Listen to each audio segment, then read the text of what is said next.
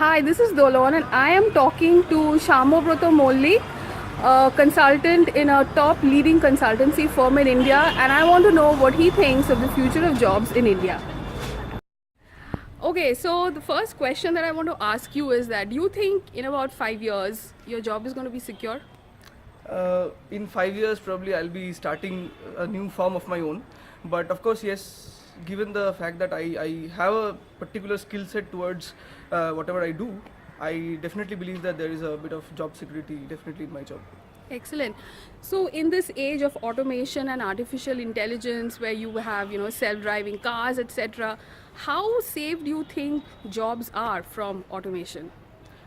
See, I'll give you a very different perspective altogether. So I read somewhere that we are expected to lose around 5 million jobs by 2020.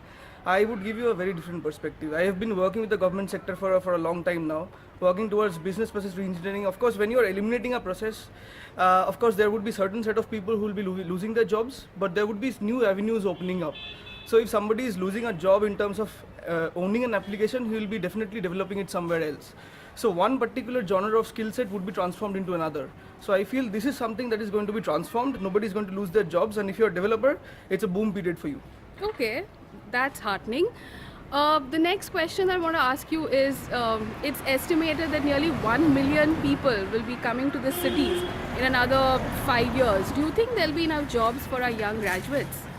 Definitely, as I already mentioned, there would be, if you are a creative person, if you actually have a lot of new ideas coming up in your mind, you have a lot of scope. Of course, there would be data analytics, data scientists. They have a lot of scope. Definitely, a lot of new things coming up. Startups that are investing totally into data mining. There's a lot of scope, of course, but you need to develop that one particular skill set that will take you forward. Nothing generic but very specific. Definitely lots of job, lots of scope, and of course a new sort of era is coming up, the era of startups. Oh, super. And obviously, all of our students and not everybody can be, we have unskilled laborers also, and they'll probably be left out. What do you think the government should do for this sector? See, I think first of all, it should start from the grassroots level. The curriculum that the government colleges or the private colleges they definitely impart to the students has to go through a lot of re-engineering in themselves. Of course, having said that, the onus to some extent lies on the person as well. How you actually grasp whatever the teachers are trying to portray or to inculcate in you. Of course, in Australia, you will see that there's a lot of dropouts who do a lot of jobs, but they have a specific skill set in mind.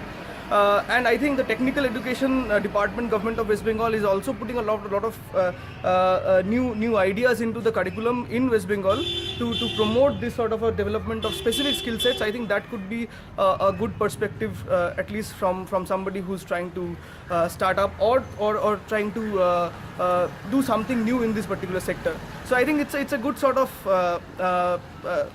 something that you should definitely try and see where you are heading off to.